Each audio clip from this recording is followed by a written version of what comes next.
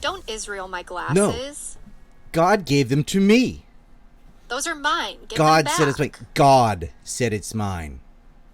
Give us that. Persecution! 6 million! Help me, America! Help me, America!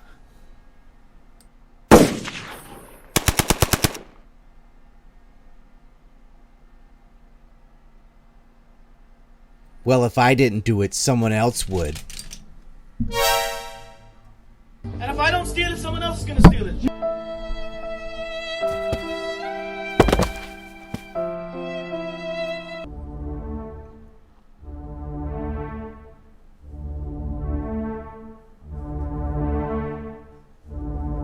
I was in the shop, getting my bagels, just using my phone, and this Palestinian terrorist, 3 times my size, wielding a knife, came out of nowhere, broke my arm, tried to take the phone that God gave to me. Allah Akbar! Allah Akbar!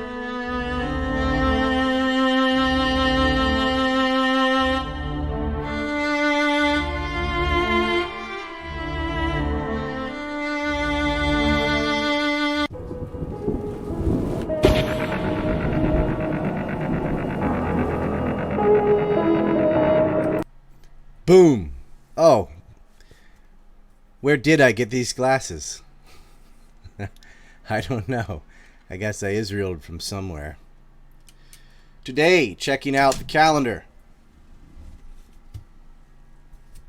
I'll hide this, but isn't that such a lovely face? And she is wearing jewelry. And a great quote from James Madison. You can read that there. Oh, let's hide that. There are more incidences of abridgment of the freedom of the people by gradual and silent encroachment of those in power than by violent and sudden usurpations. James Madison. And today, at least in Japan, is 24th, but we'll say it's the 23rd in the US, which is the birth of the birth control pill. The first birth control pill. And then, of course, today is when... Sad to say, see if I have his book up here. Well, I do, but it is covered. Here's one of his. Maybe some of you have this. Trick or Treason. The October Surprise Mystery by Robert Perry. He was sort of the flagship for Consortium News. Some call it Consortium News. And, well, he passed away on the 24th of June. Of course, Raimondo also passed away, and Michael Piper also passed away in June. But may he rest in peace. And this is still a great book on the October Surprise and Iran-Contra. It's the go-to. Robert Perry. R.I.P., man. Like, he was definitely... Whoa! See that dad catch? Caught him. The Z. Well, the Z may have fell off my shelf a little bit, but it is definitely... Here, we'll do it this way, so you're not distracted by the ladies. Hope you get a calendar. I hope you got a calendar. You can't get them now, but yeah, make sure you get next year's calendar. They're very lovely. You get these too. So, our announcements. That's just time trickling in. This is the stuff of the day. The birth control pill and the sad death of Robert Perry. His books are still available. Consortium News is still up and running. Joe Laureate and others are over there. They've been banned from PayPal. That happened just a couple weeks ago. Noobs. But, yeah, she's wearing the fuck out of that jewelry. Exactly. She is. She's, those were hard pictures to take. I'm just saying. I got that photo shoot took a long time. It was a grueling experience. It was 2 different girls rolling around in jewelry, and then bubbles after that. And yeah, someone has to do it though. You know, I guess I'll do another calendar next year. Who am I kidding? That was a fucking great day. But anyway, it is harder than you think though, to do all the history stuff. The girls are just a bonus. I mean, you have the internet. We can't really compete with women. You know, we can put them in the calendar, but, you know, I know that's not what people are paying for. Anyway, the great news. First, good news. William Wallace 2 minutes ago said, "Good evening, bigots." And whoa. He popped in on 109. Damn. That's a celebration bell right there. I was going to do curls. Pug and I left it in the other room. Actually, here. Just watch this for a second. I'll go get it.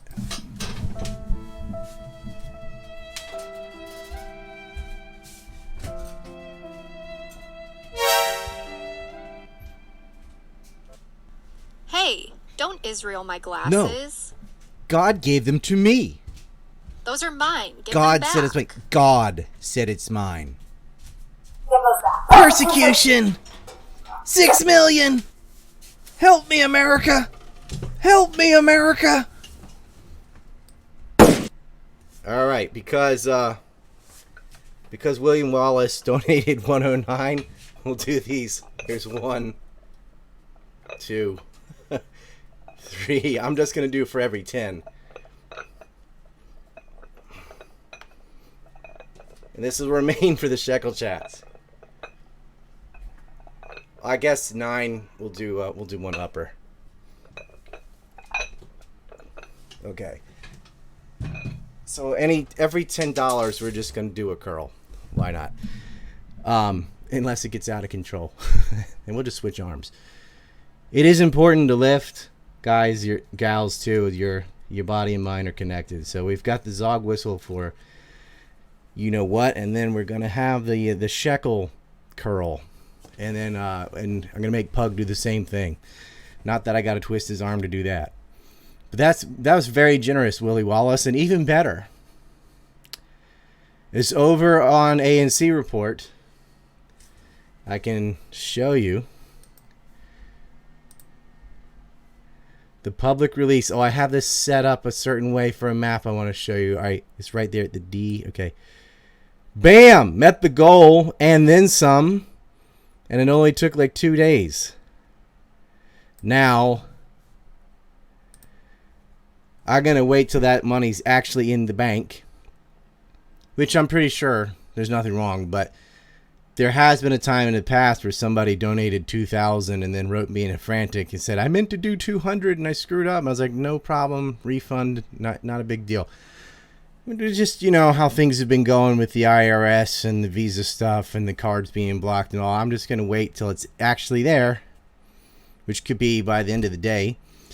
And bam, New Mech will be on Rumble maybe tomorrow or, you know, tomorrow night, depending on where you live. Woo! Isn't that awesome? And about 900 of that was from different people, and some Chad, I don't know whether or not to say their name, donated like $5,000. Wow.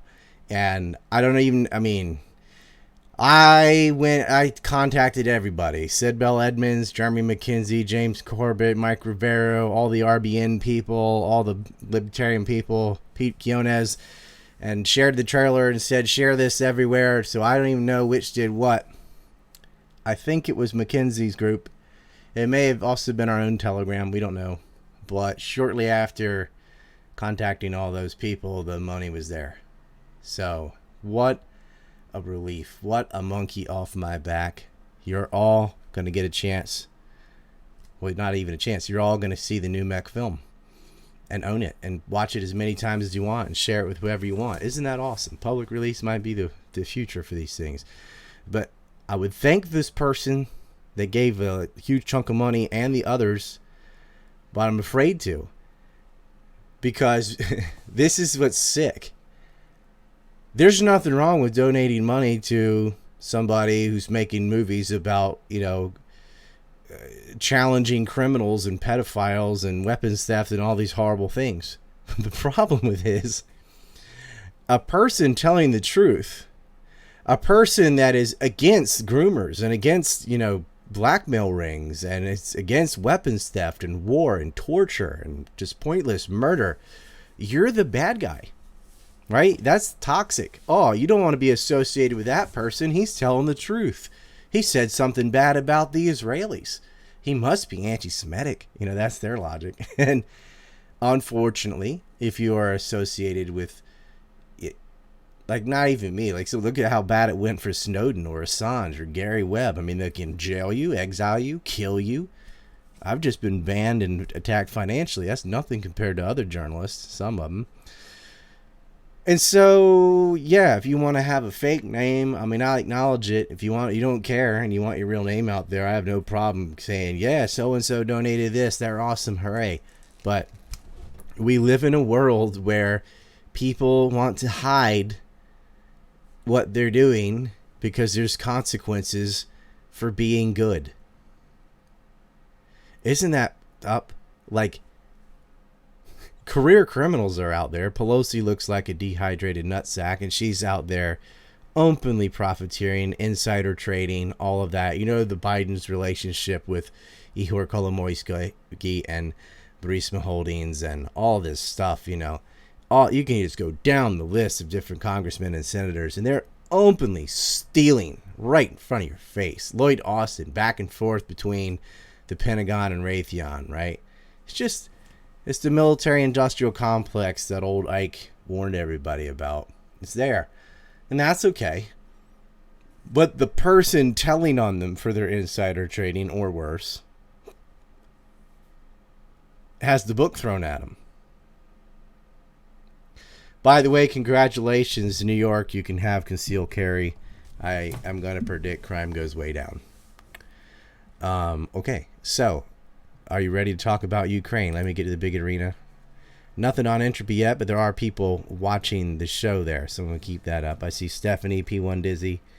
There's a lot of Yeah, Ron Paul all the way. Let's look at Odysee real fast. Still William Wallace going solo, but that's okay. Curl some actual weight. Well, the weight, actually, my wife was curling that, and because we're working out today, and I already ran in my room to get it, and I'm not going to be like, oh, hold on, let me take the things off and put more weight on. It's just a gimmick anyway. Jesus Christ, fucking get a hold of yourself. Okay, Ukraine. Let's do it. Boom. Now, these maps are from defensepoliticsasia.com, and all these little icons mean different things, but we're going to zoom in to the pocket over here. Let's move that a little bit. Okay. Wow, this has already changed from yesterday. That's hilarious. You can see this little lollipop figure, and this has been surrounded. Okay, this was near Hersey, I believe. And that is down here now. Wow. And there's Ziltnoth. There's Japanese and Russian, and just give me my brain a second to go from one to English. Wow. Okay, well, okay, let me tell you what the map used to look like. This blue... Oh, shit, you can't see my mouse. Well, you see the blue right in the middle of the screen, right? This little square, okay? That used to stretch down to that second white dot with the black around it. Used to go, not anymore. In a day, that collapsed. Moving upwards, you could see, oh, here with the, oh man, you really need a mouse. Oh well. This, I'll zoom in and out. This is the Azov Industrial Center where they are really packed. And the Russians have moved in. Wow. And they've cut off this Lishek. You can see the river. These bridges are blown. However, Ukraine has a very good defensive position on the other side of the river with high ground. And as far as platoon crossings have gone in the past for the Russians, it has been a unmitigated disaster. Every time they try and cross the river, they get messed up. However, that's not going to matter. You can see this semicircle right here. They're doing the Mongolian Golden Bridge again. Let them go this way. Because what's going on the other side is they are closing off the lollipop. And you can see here this sort of blue and red. This had stretched all the way down, this purple area. Russia has cut that off. And they're making a beeline here for Bilahopla. This is important because the other spike is going straight after the oil, which they're close to grabbing. And if they get the oil... God, I should have saved this whole map so you could see my mouse in MS Paint. I'm sorry. But this whole chunk of blue on this side of the river is completely screwed once they come in behind them and cut the oil off. They are in a cauldron. Then over here near Slavyansk, see this Japanese? It's... Anyway, this is Slavyansk. That says I can't see because there's something in the way. Rabinescu, whatever.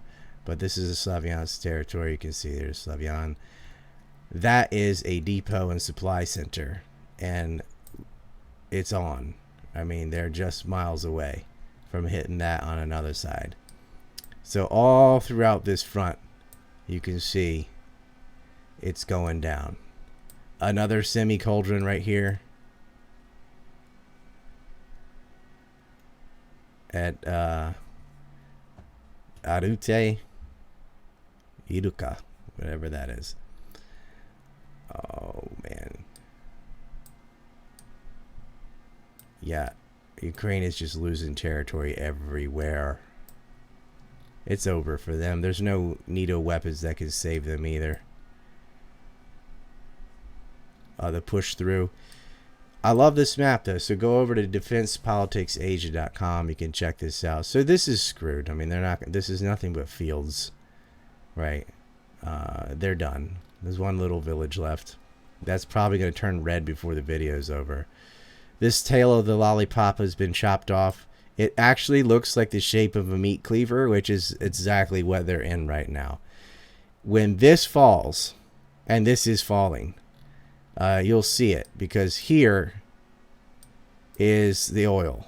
You can see the wells, right? This is the goal, I believe.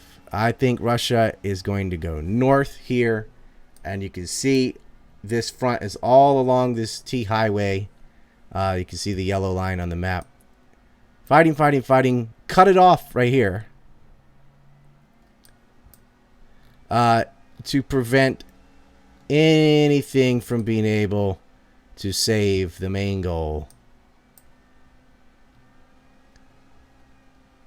which is the basis of all the supplies holding this together. So I don't think they're going to cross the river. That's a Pyrrhic victory and suicide, but they are preventing a retreat, except for one direction. They want them to funnel out this way, and they will, because that's where they're going to get caught in a pincer movement. All right. Izum over here, still same kind of success. You see they've taken over the eastern forest that they were having a hard time with before. Not much in Kharkiv other than, oh, what happened to them? They were all the way at the Russian border, right? On this side. Not anymore. I told you the turtle would go back in its shell. I was on JF's show explaining that. Their little 6x6 doesn't matter, right? That is protected all the way to Sumy over here, right?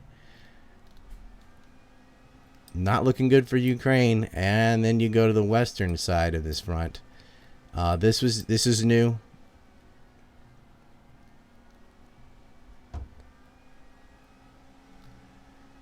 It's mostly forest, but it's important because that peninsula goes all the way across. There's Odessa on the left. Odessa. That's going to fall into Russian hands. Now, they cannot do an aquatic invasion. Those D-Day type events are over. The river is saving them right now. This is a natural defense. Russia sucks at crossing rivers, and the Navy is not that impressive either. But on the ground, they are dominating, and they can get there from ground too. But this is going to be a beast. Obviously, The main fight is clearing up the rest of Luhansk, and they could get down in this little slither. There was already about 6,000, so that'll be gone. They've got 12,000 up here in the front, an unknown number of Ukrainians, but it's not going to matter. This is Mariupol 2.0. They are toast. So next time I do that, I will save the map and have a mouse or figure out some kind of software that lets me do that. But I really like these maps. They'll be in English. If you live in a place that speaks English, it'll auto adjust for you, so you won't have Japanese on your map. But anyway, unless you're in Japan, you can see that that's done. And all the rhetoric you're seeing at home, it won't matter. I mean, they're just all this game changer talk and crap.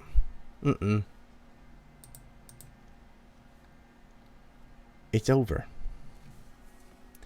Now, my brother is having his anniversary right now, so he will not be on the show. But tomorrow, he has finished a new book, kind of Pirate's Handbook, dealing with the pirates of the Outer Banks, and he's got a 4-part series, 4 television shows with the Science Channel, Science Discovery, I think it's called now. They're going to do Blackbeard. I think they're doing Black Bart, maybe a couple other famous pirates, and it's 1 per show. And he has a book out about it. We're going to talk about that. I'll link to his book. It's on Amazon, his Pirate's Handbook. It's a nice little thing. Good history book, good lessons, because pirates and Vikings and Native Americans are probably lied about the most. Pretty much everything you think you know about Vikings is BS, and the same with Native Americans and definitely pirates. There was this one series about a chronicled history of pirates or something, and it's just garbage, absolute made up fiction, worse than Disney. And for some reason it's always used and sourced in other books, and they didn't really look at primary sources much. We're finding that happens a lot. Every time you turn over a rock, you find it, oh yep, this is also made up. Like a lot of history, especially in early America, is just BS.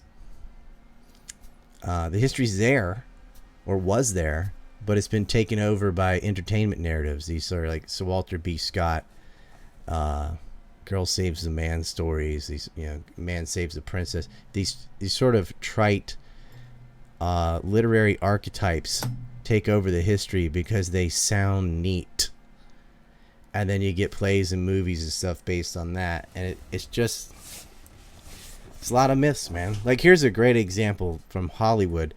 How many people have ever seen someone like in a shootout and they hide behind a car or a car door, or they open the car door and it's like a shield, and like toon, a bullet will go right through a car door and hit you.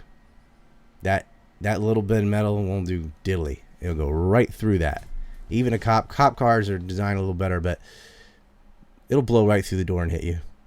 But all the time, like, oh yeah, they got to shoot them through the windshield or whatever. No, dude. Any modern guns will rip right through. A Tommy gun to just 45s, it'll rip right through. But you've seen it so many times. Somebody hiding behind the car because, I don't know, it's metal, I guess. So they think that'll. That metal's this thin, man. You can punch a car and put a big dent in the door. Like a bullet will just zip through that. But everyone thinks it'll work because it's on TV. And the producers and stuff, if you tell them that, like, I don't care. People think this is true. We're going to use it. It's convenient. Whatever. I mean, you'd be better off ducking behind the tire of that stopping it than the door. But anyway, do you even science? I hate science news. Sabina Hosenfelter did a great video about that, top 10 things that annoy me about science news. Mostly, they all have to do with how they lie about statistics, and they don't give error estimates or anything like that. They quote consensus rather than evidence. Well, all these people think this, and these other people think that. Yeah, but what is the basis for what they think? What's the evidence for that side or not? It could be political. it might not be science at all, which is often the case. So NUMEC is coming. I'm so excited. Russia's winning the war. I wish the damn thing would end, but NATO, the United States especially, Canada is the one. Do you know who sent the second most troops to Ukraine? Canada. Number 1 is Poland. I mean, they're right next door. Number 2 is Canada. Number 3 is the U.S. Unbelievable. I guess Canada has a large diaspora of Ukrainians or something maybe, but that's where they are. It won't matter. And there's a lot of foreign mercenaries in Luhansk right now at Severodonetsk, and they are going to get punked. Surrender or die. You're outmatched. You got in a land war with Russia in the winter. Has that ever gone well? Don't bring up Mongolia. You could say the same thing about them. They're pretty much undefeated. All-time champions there, the Mongols. Well, it's like 90 degrees and I have no air conditioning, but my wife and I are going to work out. Kids are gone. It's, well, temporarily. One's at swimming, one is at school, two are at school. So, it's workout time. We're going to upload NUMEC tomorrow. I will see the rest of you on Telegram in a few hours. You have a good day. Peace. Thank you, William Wallace. You made the whole stream worth it.